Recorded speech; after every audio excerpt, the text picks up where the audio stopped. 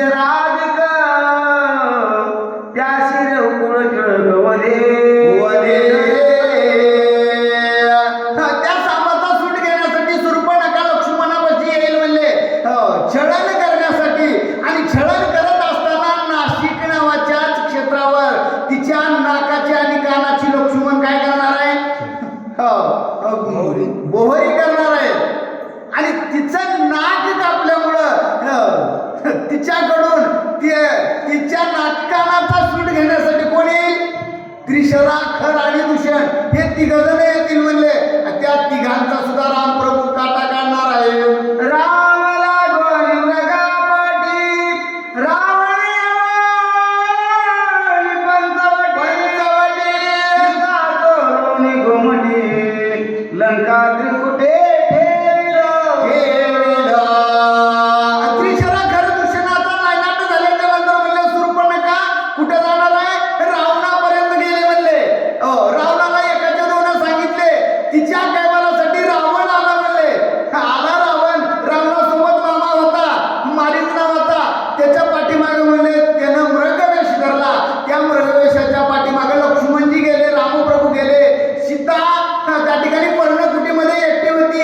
एकट्या सीतेला पाहून रावण सुद्धा म्हणले कपट वेशामध्ये येऊन त्या सीतेचं हरण केलेलं आहे. सीता शुद्धीचे काया पंपेशी रघुना तेथे भेटेल हनुमंत परम आप्त निज सखा. मग रावणानं सीता नेल्याच्या नंतर लक्ष्मणजी आणि राम सीतेच्या धावण्यासाठी, सीतेच्या शोधार्थ वनवन फिरत असताना पंपातीर नावाच्या पर्वतावर ठिकाणावर सरोवरावर त्या ठिकाणी म्हणले कोणाची भेट होईल? मारुतरायाची भेट होईल म्हणले. जे की रामाचा निज सखा आहे. अशा मारुतरायाची भेट झाल्याच्या नंतर काय होणार आहे? श्रीराम सुग्रीवा सौजन्ये गरीब हनुमंत आम्ही घेऊन वानर सैन्य लंका गमन श्रीराम. आणि त्या मारुतरायासोबत सख्य झाल्याच्या नंतर काय होणार आहे भाऊ? तेचा राजा मारुतरायाचा जो काय सुग्रीव राजा आहे त्या सुग्रीवाचं आणि रामाचं सख्यत्व करण्यासाठी त्याच्यामध्ये सगळ्यात सिंहाचा वाटा कोणाचा राहणार आहे? तर मारुतीरायाचा राहणार आहे. म्हणजे त्या मारुतीनं त्या हनुमंतानं रामामध्ये आणि सुग्रीवामध्ये सख्य जोडल्याच्या नंतर पुन्हा म्हणले सगळे मिळून सीतेच्या शोधार्थ निघाले. वानर मिळतील महाबळे समुद्र बांधोलिया लंके पुढे रणखंदडी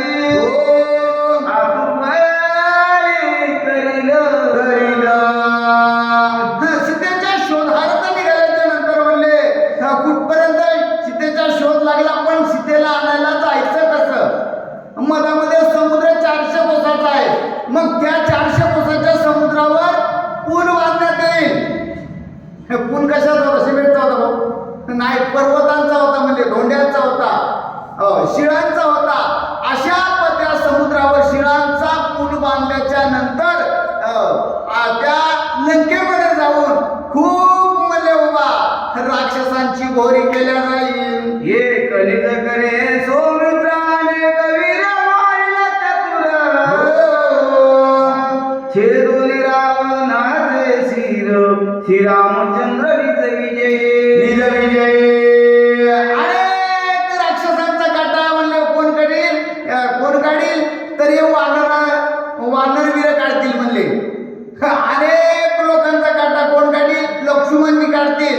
आणि मुख्य रावणाचा काटा म्हणले रामप्रभू काढतील. एवढं होणार आहे. कोणाला भरताला सांगायला वाल्मिक ऋषी. सोडविल देवांची बांधवडी सोडील नवग्रहाची वेडी उभवली श्रीराम राजाची उडी येईल तातडी अयोध्ये.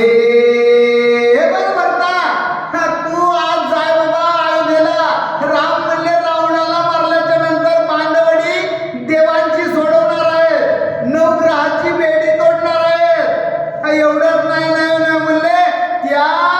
त्या कुठून लंकेपासून अयोध्येपर्यंत रामराजाची गुढी उभारतील.